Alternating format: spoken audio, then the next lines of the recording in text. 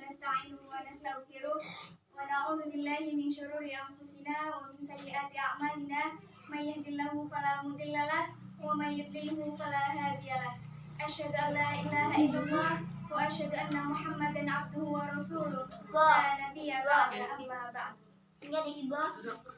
Yang saya hormati kepada Bapak Ustadz Sueb selaku Ketua RT Kampung Sinar Maju, dan yang saya hormati bapak-bapak, bapak, ibu-ibu yang sudah menyempatkan hadir di tempat ini. Puji syukur, marilah kita panjatkan kehadiran Allah Subhanahu wa Ta'ala yang telah memberikan kita nikmat, terutama nikmat iman, nikmat Islam, serta nikmat sehat jasmani dan rohani, sehingga sampai pada hari ini kita masih bisa berjalan untuk mendatangi tempat ini. Salawat serta salam marilah kita limpah curahkan kepada baginda Rasul kita, suri tauladan manusia, yakni Nabi besar Muhammad Sallallahu Alaihi Wasallam, kepada keluarganya, para sahabatnya, dan semoga kita selaku umatnya mendapatkan syafaat di yaumul qiyamah nanti. Amin amin ya rabbal alamin. Sebelumnya saya mohon maaf ini mah yang sebesar-besarnya kepada bapak dan ibu-ibu dikumpulkan di tempat ini. Maksud dikumpulkannya bapak-bapak dan ibu-ibu di tempat ini karena saya diberi tugas gitu ya oleh dosen saya untuk berceramah di majelis taklim sebenarnya. Berhubung karena pengajian diistirahatkan dulu gitu, jadi ibu-ibu dikumpulkan di sini gitu. Nah selanjutnya langsung aja ya Pak Bu ya. Nah saya ingin bertanya nih gitu kepada bapak sama ibu sekalian. Apa sih kan bapak dan ibu kan sering ikut ngaji gitu ya, ngaji. Nah apa sih gitu tujuan bapak-bapak sama ibu-ibu ikut ngaji itu? Mencari ilmu. Ya terutama ya utamanya itu mencari ilmu. Terus dan ingin menjalin silaturahmi juga ya Bu ya. Nah dari situ bapak sama ibu tahu nggak sih gitu keutamaan bagi orang-orang yang sering mendatangi majelis ilmu itu apa gitu. Terus apa aja gitu yang bakal kita dapetin kalau kita sering-sering datang ke majelis ilmu itu? Belum tahu. Nah, yang pertama pastinya kita akan mendapatkan ilmu yang bermanfaat yang bisa kita aplikasikan dalam kehidupan sehari-hari kita. Contohnya nih kemarin ya, misalkan hari Sabtu kemarin gitu, ibu-ibu ngaji gitu sama Ustadz. Nah contohnya pas waktu ngaji itu ngebahas soal wudhu gitu kan. Kalau nah dari situ kan kita bisa tahu gitu cara wudhu yang baik dan benar itu seperti apa kayak gitu kan. Nah dengan itu kan wudhu juga nggak boleh asal-asalan gitu. Kalau misalkan wudhunya asal-asalan kan nanti jatuhnya nggak sah gitu kan. Kalau misalkan wudhunya nggak sah, nah nanti sholatnya juga ikutan nggak sah kayak gitu. Nah makanya kita itu harus sering gitu, harus sering mendatangi majelis ilmu. Untuk apa? Karena untuk menambah pengetahuan kita, menambah wawasan kita gitu. Nah maka dari itu jangan pernah berpikiran bahwa saya mah udah tua gitu, biar yang muda-muda aja yang ikut ngaji gitu. Nah nggak boleh kayak gitu, karena menuntut ilmu itu tidak ada batasan usia gitu. Sebuah maf'ulat mengatakan utlubul ilma minal mahdi ilal lahdi. Tuntutlah ilmu dari buayan hingga ke liang lahat. Artinya apa? Nah artinya itu bahwa menuntut ilmu itu gak ada batasan usia, baik itu anak kecil gitu ya, tua, muda, bahkan sampai kakek-kakek dan nenek-nenek pun itu masih bisa gitu untuk menuntut ilmu.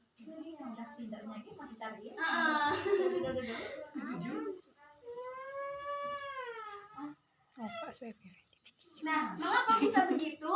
Ya karena ilmu itu adalah cahaya yang bisa menerangi kehidupan manusia. Nih, sebagai perumpamaan misalkan malam nih ya, malam mati lampu gitu, otomatis gelap ya Bu ya, nggak ada penerangan sama sekali gitu kan. Jadi kita juga mau apa-apa susah karena emang nggak kelihatan gitu kan. Mau jalan jalan juga takut nabrak tembok gitu kan, kejedot tiba-tiba benjol gitu kan. Nah, kayak gitu perumpamaannya kalau misalkan kita hidup tanpa ilmu gitu, tanpa adanya pencerahan kayak gitu. Nah, kita juga nggak bisa mengetahui apa itu Islam, terus kita juga nggak tahu apa saja yang diperintahkan oleh Allah, apa saja yang dilarang dan lain sebagainya tanpa adanya ilmu gitu. Contoh kecilnya nih, Bapak gitu ya, Bapak mencampur gitu kan ke sawah atau ke kebun gitu kan ya, macul derema, kalau misalkan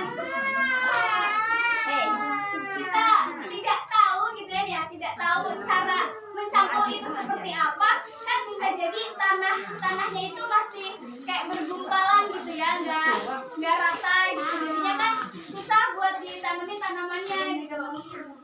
Terus bisa jadi juga entah hidup atau enggak gitu itu tanaman, atau enggak ibu-ibu nih ke kebun gitu misalkan ngoret siapa nih mah, namun boten wenten ilmu nih kan ya, bisa jadi wiwitan di sini kok rekatan nggih. Jadi semuanya itu butuh yang namanya ilmu gitu kan. Maka dari itu, menuntut ilmu itu wajib bagi seluruh kaum muslimin dan muslimat dari buayan hingga ke liang lahat. Menurut Ibnu Abbas radhiyallahu anhu, Rasulullah Shallallahu alaihi wasallam pernah ditanya oleh salah seorang sahabat perihal siapa sih gitu teman duduk yang paling baik itu. Kemudian Rasulullah Shallallahu alaihi wasallam bersabda, orang yang apabila kamu lihat dapat mengingatkanmu kepada Allah, apabila dan menambahkan ilmumu dalam pembicaraannya, dan mengingatkanmu kepada akhirat dari amal-amalnya. Nah, kan di situ di mana sih gitu kita bisa menemukan orang-orang yang kalau kita lihat tuh bisa ngingetin kita kepada Allah gitu, terus menambahkan ilmu kita dalam pembicaraannya gitu, terus yang selalu mengingatkan kita ke akhirat dari amal-amalnya gitu ya, di majelis ilmu gitu kan. Oleh karena itu sudah jelas bahwa dari hadis tersebut sudah jelas gitu ya, bahwa kita itu diperintahkan untuk selalu mencari ilmu dan mendatangi majelis-majelis ilmu. Meskipun saat ini perkembangan zaman sudah mengubah segala aspek kehidupan gitu ya, menjadi serba praktis gitu. Dengan canggihnya teknologi seperti adanya HP nih sekarang, sebenarnya kita bisa gitu tuh nonton ceramah-ceramah agama gitu lewat YouTube gitu ya misalnya dan lain sebagainya. Tetapi duduk bersama para ulama dan datang untuk menghadiri majelis ilmu itu tetap yang lebih utama.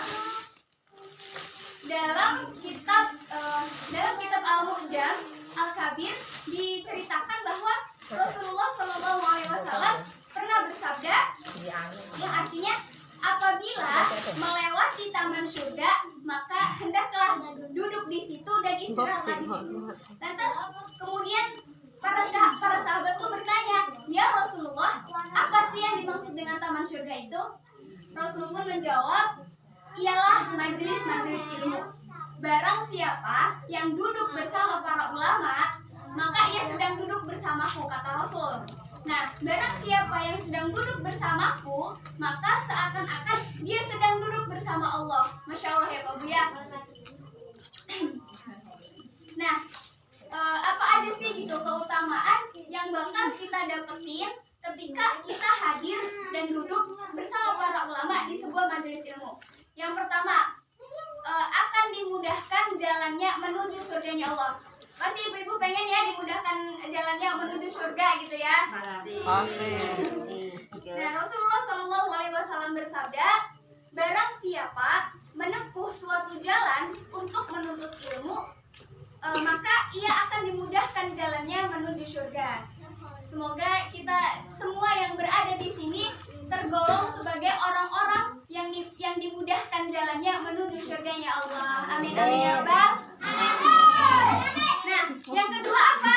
Yang kedua akan diberi akan diberikan rahmat dan dinaungi oleh para malaikat.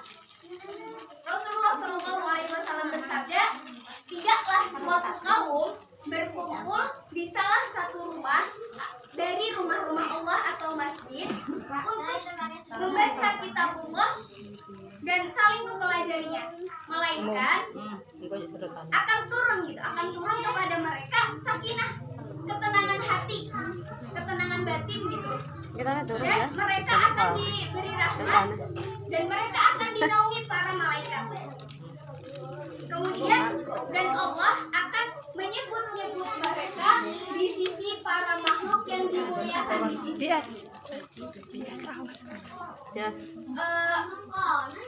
Di sini kan yang pertama akan diberikan ketenangan hati. Nah, maksudnya gimana nih diberikan ketenangan hati? Misalkan nih, ibu-ibu ya di rumah gitu galau nih, misalkan lagi galau, lagi banyak pikiran, ya Allah gitu. Ini nggak punya duit nih, gitu kan ya, nggak punya duit, besok mau makan apa ya, gitu tuh. Nah, kan itu resah gitu ya, gelisah gitu. Nah, di situ ibu-ibu datang tuh ke pengajian misalkan, datang ke pengajian. Nah, di situ itu benar-benar tujuannya itu untuk menuntut ilmu gitu kan. Nah, itu pasti kita akan mendapatkan rasa ketenangan gitu, rasa tenang dalam hati. Nah, terus dari rasa tenang itu bisa jadi setelah pengajian itu Allah tuh akan memberikan solusi gitu, atas masalah-masalah yang sedang dihadapi oleh bapak-bapak dan ibu-ibu sekalian. Nah, terus akan dinaungi oleh para malaikat. Nah, itu gimana tuh? Jadi contohnya nih, ibu-ibu gitu ya, ibu-ibu dari rumah mau ke masjid gitu ya, mau ikut ngaji gitu, mau ikut pengajian. Nah, malaikat tuh udah siap siaga di depan rumah bapak ibu sekalian untuk melebarkan sayapnya untuk menaungi bapak-bapak sama ibu-ibu sekalian. Masya Allah ya, kita mau pergi ngaji gitu, dikawal sama malaikat, biar karena emang sungguh mulia gitu tuh, kalau emang niat kitanya benar-benar untuk menuntut ilmu kayak gitu. Nah, yang ketiga mendapatkan pahala jihad fisabilillah. Jihad bukan cuma berarti perang ya Pak Bu ya, karena kan zaman dulu kan kalau jihad bukan identik dengan kata perang gitu. Nah, tapi di sini tuh maksud jihad itu maksudnya berjuang di jalan Allah dengan menuntut ilmu gitu. Misalnya Bapak sama Ibu berangkat dari rumah ke masjid gitu ya untuk menuntut ilmu syar'i gitu atau pengajian, maka itu semua dianggap sebagai jihad fisabilillah kayak gitu.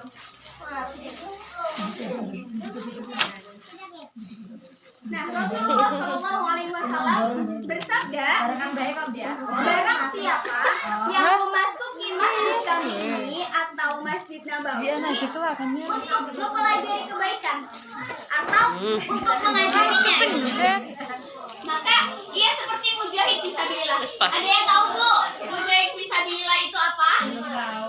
Ada yang tahu mujahid fisabilillah itu apa? Enggak tahu. Belum tahu. Mujahid fisabilillah itu adalah orang-orang yang berjuang di jalan Allah. Contohnya orang-orang yang menuntut ilmu nih, misalnya ya kayak ibu-ibu gitu ya, datang dari rumah ke masjid untuk mengikuti pengajian. Nah, itu termasuknya mujahid fisabilillah. Mujahid fisabilillah itu adalah orang-orangnya gitu, orang-orang yang berjuang di jalan Allah gitu. Kalau misalnya jihad fisabilillah itu adalah perbuatannya kayak gitu.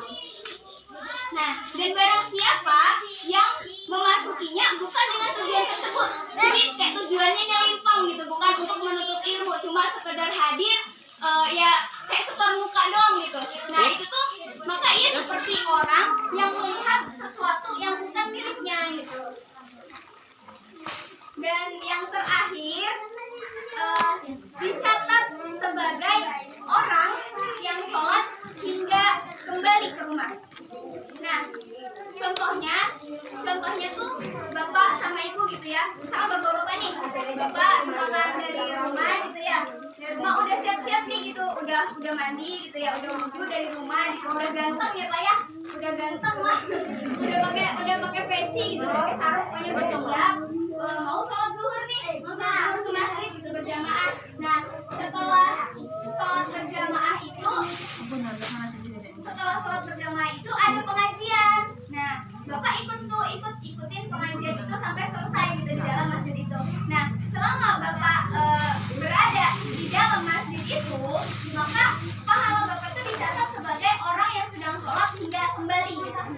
kurma. Rasulullah SAW bersabda, jika seseorang berwudu di dalam rumah, kemudian ia mendatangi masjid, maka ia terus dicatat sebagai orang yang sedang sholat hingga ia kembali. Dan janganlah ia melakukan tasbih. Apa itu tasbih? Misalkan nih, Bapak lagi nunggu waktu sholat gitu ya, nunggu waktu sholat, belum ada imamnya gitu tuh. Nah, dia tuh posisinya gini, posisinya gini, duduk sila gitu ya, sila, dan tangannya tuh kayak gini di depan gitu. Itu nggak boleh katanya, itu namanya tasbih gitu ya, nggak boleh. Jadi lebih baik kita duduk seperti ini nggak apa-apa, tapi dengan berzikir gitu tuh, sambil berzikir, bukan cuma duduk ini aja gitu di masjid, itu nggak boleh. Nah, selain dari yang keempat tadi yang sudah saya sampaikan, orang yang menuntut ilmu di dalam masjid atau di majelis-majelis ilmu itu akan mendapatkan keutamaan menuntut ilmu secara umum yang pastinya sangat banyak sekali gitu ya. Dan semoga Allah Subhanahu wa Ta'ala memberikan kita semangat, selalu memberikan kita semangat untuk terus menuntut ilmu dan mendatangi majelis-majelis ilmu, terutama di zaman yang penuh syubhat ini. Yang penuh syubhat dan fitnah ini. Amin amin ya rabbal alamin. Akhir kata, saya syubhat itu, syubhat itu seperti yang sudah saya jelaskan tadi, bahwa syubhat itu kita misalkan lagi nunggu gitu, nunggu waktu sholat di dalam masjid gitu kan. Nah, kita tuh nunggunya posisinya tuh emang duduk sila, tapi tangannya tuh kayak posisinya gini. Rasul mencontohkan posisinya seperti ini. Itu nggak boleh gitu tuh.